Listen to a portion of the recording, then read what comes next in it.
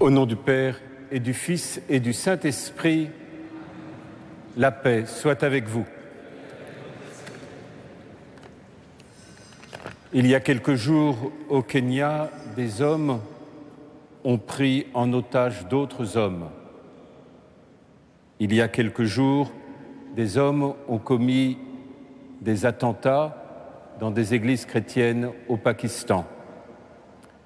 À Bagdad, en Syrie, en Centrafrique, en beaucoup de pays, des hommes assassinent d'autres hommes et les prennent en otage de leurs opinions. Quand un homme en instrumentalise un autre en le prenant comme valeur marchande de sa revendication, il nie l'autre. Refuser à l'autre sa dignité et sa valeur d'homme ou instrumentaliser cette dignité dans un chantage est un homicide et inadmissible. C'est au nom de la dignité de chaque personne humaine qu'aujourd'hui nous sommes rassemblés pour prier. Nous sommes rassemblés pour prier, pour affirmer notre volonté de construire un monde meilleur, pour affirmer notre volonté de bâtir ensemble la paix dans un dialogue mutuel. En portant dans la prière toutes les victimes des attentats, toutes les victimes otages, tous ceux qui sont encore otages, et peut-être particulièrement les otages français dans différents pays, nous prions pour que le Seigneur ouvre les cœurs, pour que le Seigneur puisse faire advenir ce chemin de liberté et faire reconnaître la dignité de chaque personne humaine en chacun, et que les bourreaux puissent reconnaître la dignité de leurs victimes. Au début de cette Eucharistie, demandons au Seigneur qu'il nous donne ce regard du Christ, ce regard qui est capable de voir la grandeur et la beauté de chaque personne humaine, ce regard du Christ qui, par sa miséricorde, rend et manifeste la dignité de Dieu en chaque personne humaine. Reconnaissons que nous sommes pécheurs.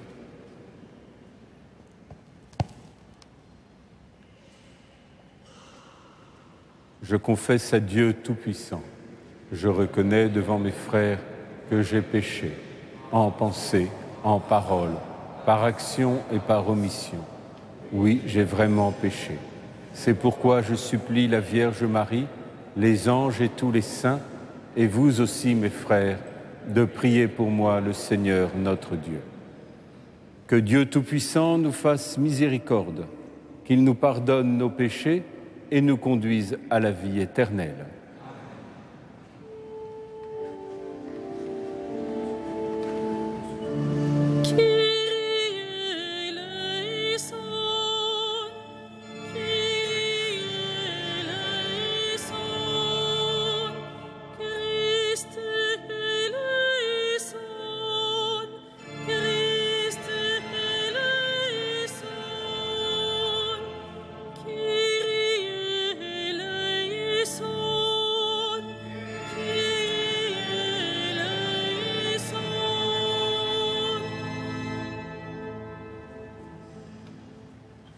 Prions le Seigneur.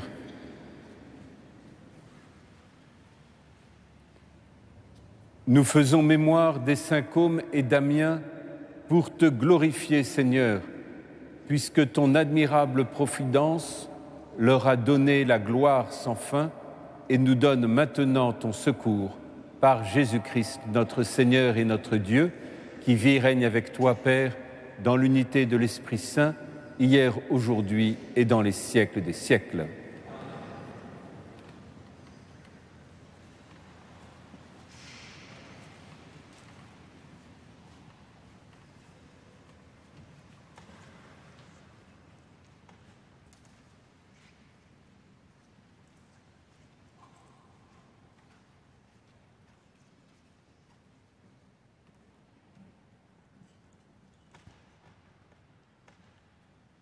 Lecture du livre d'Agé. La deuxième année du règne de Darius, le premier jour du 6e mois, la parole du Seigneur fut adressée, par l'intermédiaire du prophète Agé, à Zorobabel, gouverneur de Juda, et à Josué, le grand prêtre. Ainsi parle le Seigneur de l'univers. Ces gens-là disent: le temps n'est pas encore venu de rebâtir la maison du Seigneur. Or, voilà ce que dit le Seigneur. Et pour vous, est-ce bien le temps d'être installés dans vos maisons luxueuses, alors que ma maison est en ruine? Et maintenant, ainsi parle le Seigneur de l'univers, réfléchissez à votre situation. Vous avez semé beaucoup, mais récolté peu. Vous mangez, mais sans être rassasiés. Vous buvez, mais sans être désaltérés. Vous vous habillez, mais sans avoir chaud. Et l'ouvrier qui a gagné son salaire n'a pour le maître qu'une bourse trouée. Ainsi parle le Seigneur de l'univers, réfléchissez à ce que vous devez faire. Allez dans la montagne, rapportez du bois pour rebâtir la maison de Dieu. Je prendrai plaisir à y demeurer et j'y serai glorifié. Parole du Seigneur.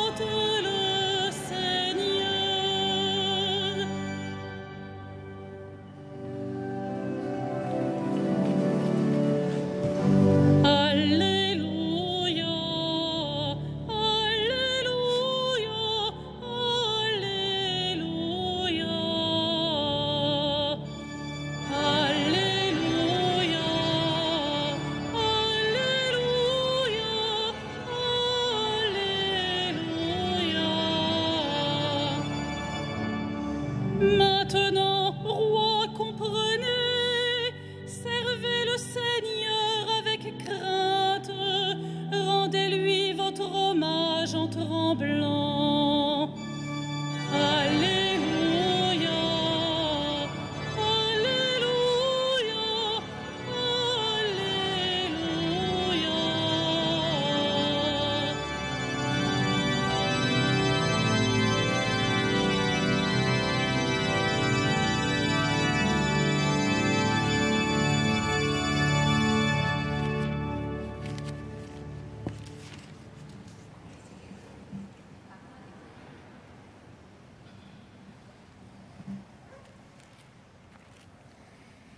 Le Seigneur soit avec vous. Évangile de Jésus-Christ selon saint Luc. Hérode, prince de Galilée, apprit tout ce qui se passait et il ne savait que penser. Parce que certains disaient que Jean le Baptiste était ressuscité d'entre les morts. D'autres disaient « c'est le prophète Élie qui est apparu ». D'autres encore « c'est un prophète d'autrefois qui est ressuscité ». Quant à Hérode, il disait « Jean, je l'ai fait décapiter. Mais qui est cet homme dont j'entends tellement parler ?» Et il cherchait à le voir. Acclamons la parole de Dieu.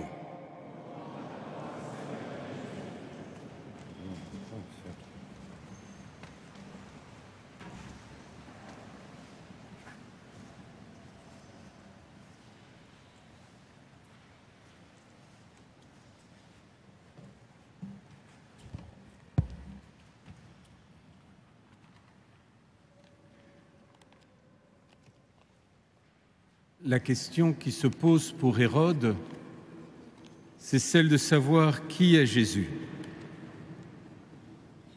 Qui est cet homme dont il entend parler? Il cherchait à le voir, comme Zachée cherchait à le voir. Mais Zachée a changé de vie.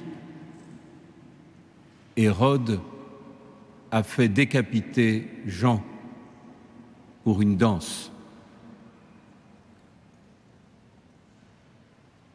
On a devant nous deux chemins, le chemin de la vie et de la mort. Choisissons le chemin de la vie. Ce chemin de la vie, il n'est jamais trop tard pour le prendre.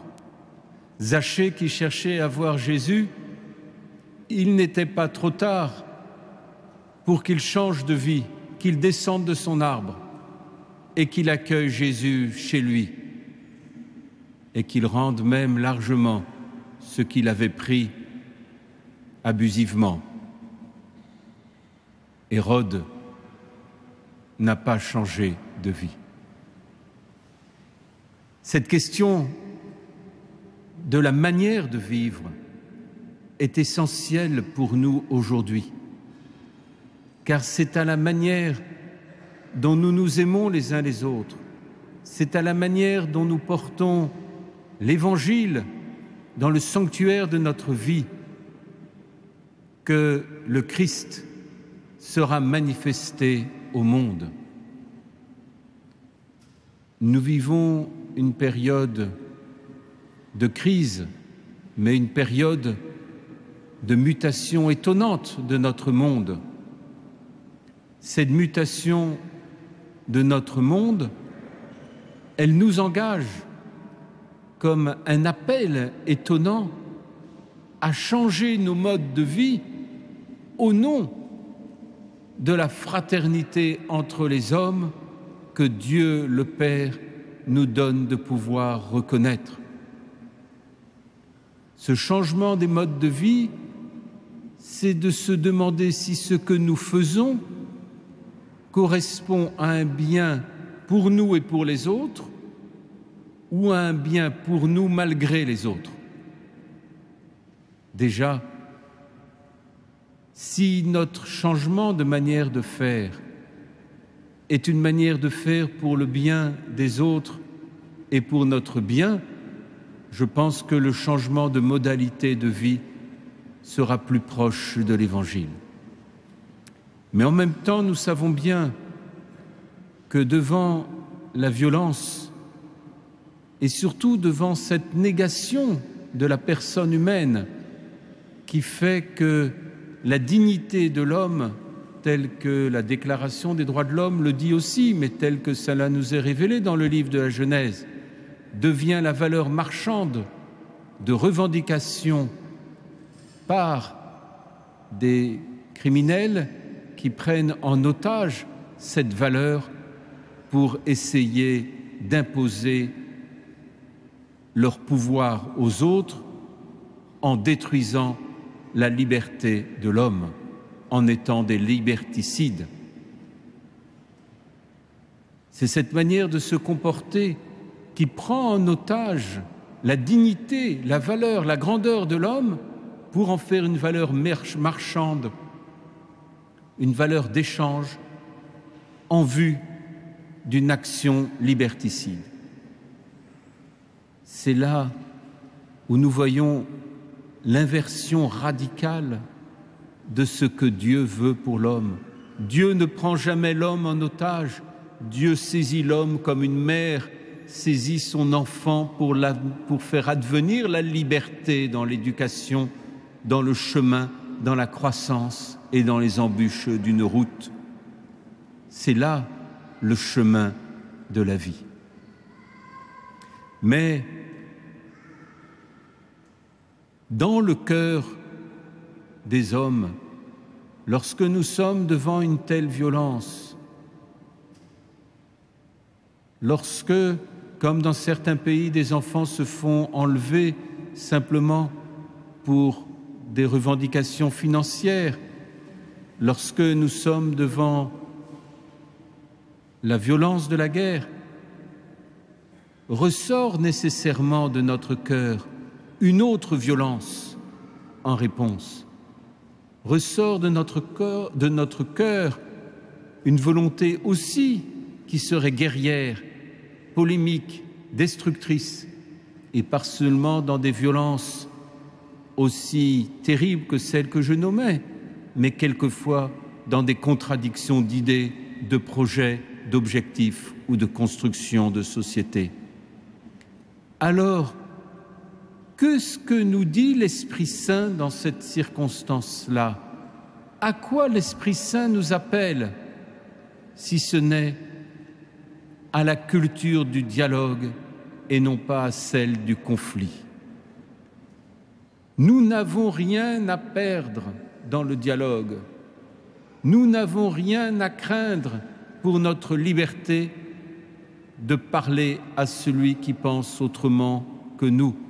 Nous n'avons pas à avoir peur d'être ce que nous sommes au milieu d'autres hommes et de femmes qui pensent être différemment et agir différemment de nous. N'ayons pas peur de ce dialogue et de cette ouverture et apprenons ce qu'est la culture du dialogue comme culture de la paix. Entrons dans cette culture du dialogue. Mais il y a une troisième attitude qui rejoint le cœur de l'homme.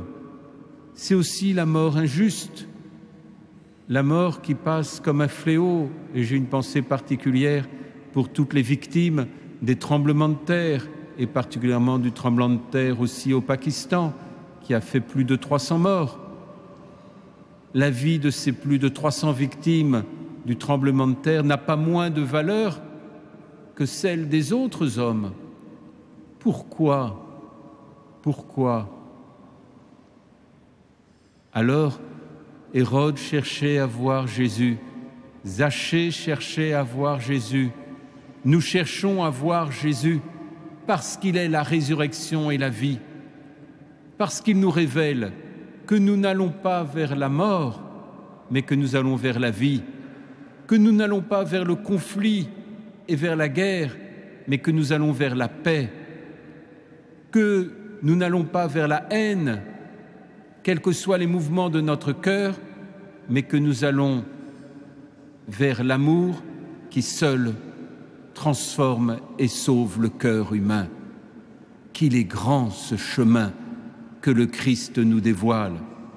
Quelle est grande cette attente du Christ dans le cœur des hommes qui font la guerre, dans le cœur des kamikazes, dans le cœur des bourreaux, dans le cœur des victimes. Quelle est grande cette attente du Christ, car c'est le Christ seul qui peut changer les cœurs pour conduire à la paix.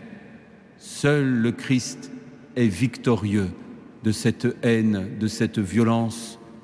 Seul le Christ, dans sa résurrection, nous apprend la culture de la vie et la victoire de l'amour. La culture du dialogue prend sa source dans cette culture de la vie que le Christ nous donne d'aimer et de reconnaître parce qu'il est le chemin, la vérité et la vie.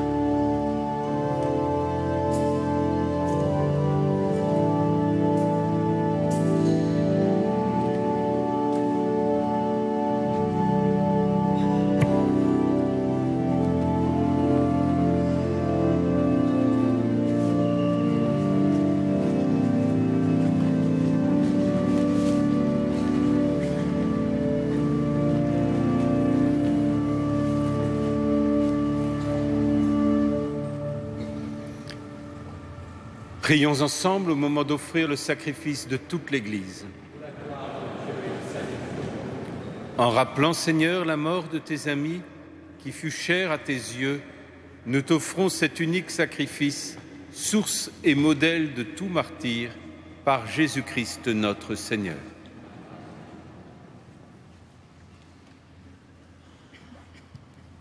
Le Seigneur soit avec vous. Élevons notre cœur. Rendons grâce au Seigneur notre Dieu. Vraiment, il est juste et bon de te rendre gloire, de t'offrir notre action de grâce toujours et en tout lieu, à toi, Père très saint, Dieu éternel et tout-puissant.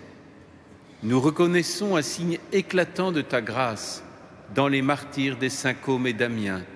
En donnant leur vie comme le Christ, ils ont glorifié ton nom. C'est ta puissance qui se déploie dans la faiblesse quand tu donnes à des êtres fragiles de te rendre témoignage par le Christ notre Seigneur. C'est pourquoi, avec les anges dans le ciel, nous pouvons te bénir sur la terre et t'adorer en chantant.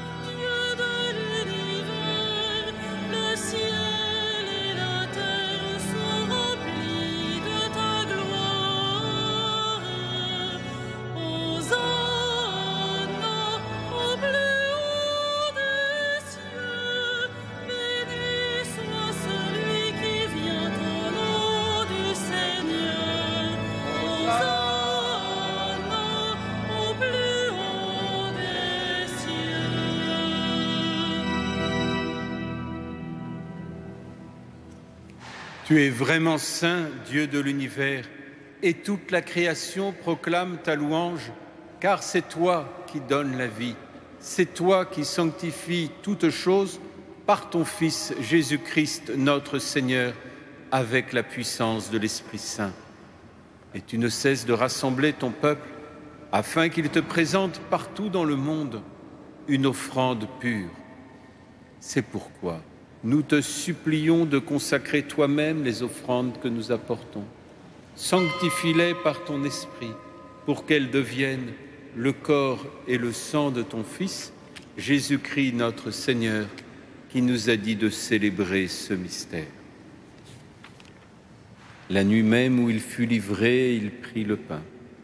En te rendant grâce, il le bénit, il le rompit et le donna à ses disciples en disant : prenez et mangez-en tous, ceci est mon corps livré pour vous.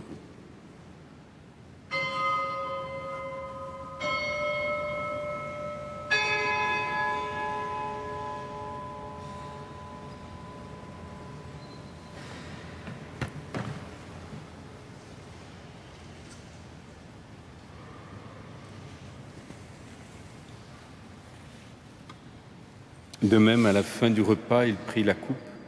En te rendant grâce, il la bénit et la donna à ses disciples en disant : prenez et buvez-en tous, car ceci est la coupe de mon sang, le sang de l'alliance nouvelle et éternelle, qui sera versé pour vous et pour la multitude en rémission des péchés. Vous ferez cela en mémoire de moi.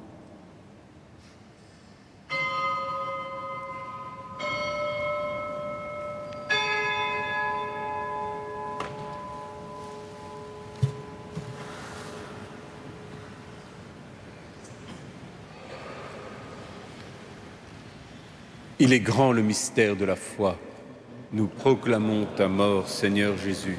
Nous célébrons ta résurrection. Nous attendons ta venue dans la gloire.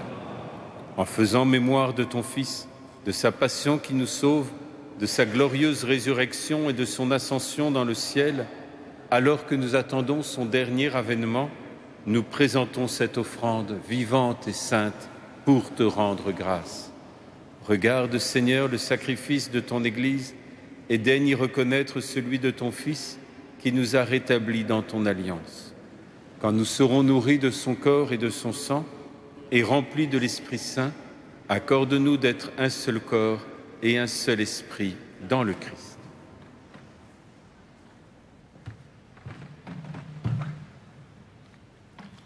Que l'Esprit Saint fasse de nous une éternelle offrande à ta gloire, pour que nous obtenions un jour les biens du monde à venir.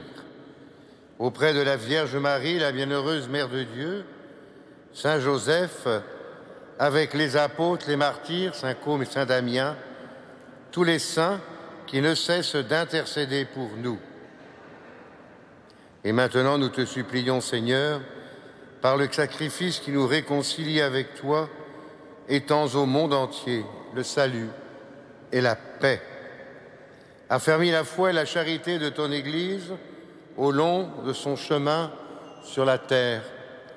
Veille sur ton serviteur, le pape François, notre évêque André, ses auxiliaires Jérôme, Éric, Renaud et Michel, l'ensemble des évêques, les prêtres, les diacres, tout le peuple des rachetés.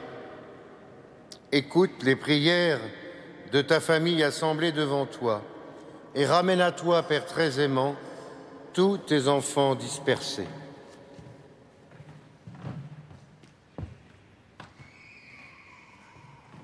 Pour nos frères et sœurs défunts, spécialement, Seigneur, pour toutes ces victimes de la reine des hommes, toutes ces victimes des actes terroristes de ces derniers temps, pour tous les hommes qui ont quitté ce monde et dont tu connais la droiture, nous te prions. Reçois-les dans ton royaume, où nous espérons être comblés de ta gloire, tous ensemble et pour l'éternité, par le Christ notre Seigneur, par qui tu donnes au monde toute grâce et tout bien.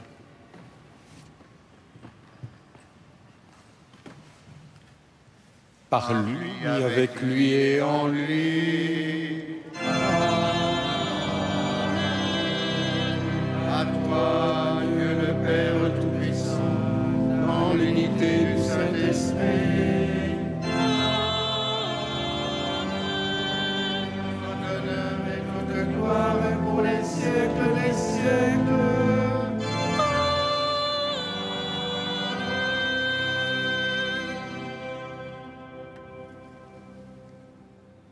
Unis dans le même esprit, c'est avec une immense confiance que nous nous reconnaissons enfants de Dieu.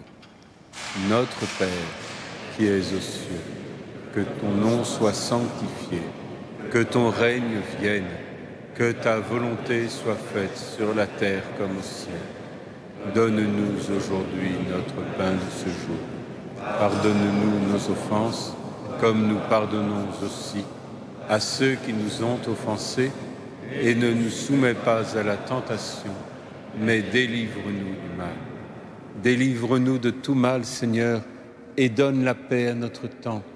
Par ta miséricorde, libère-nous du péché, rassure-nous dans les épreuves, en cette vie où nous espérons le bonheur que tu promets et l'avènement de Jésus-Christ, notre Sauveur.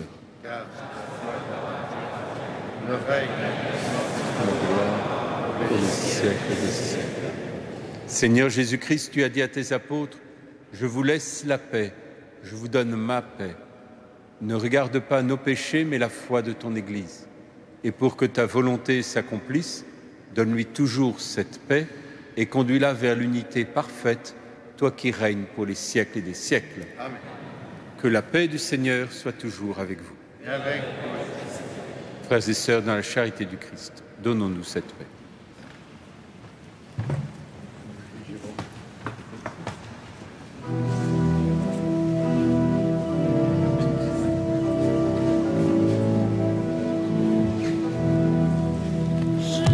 Jésus, agneau de Dieu, qui enlève le péché du monde, prends pitié de nous, prends pitié de nous.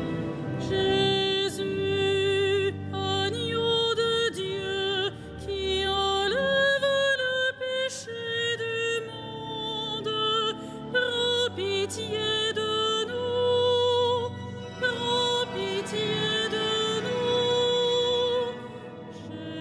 Jésus, agneau de Dieu, qui enlève le péché du monde, donne-nous la paix, donne-nous la paix.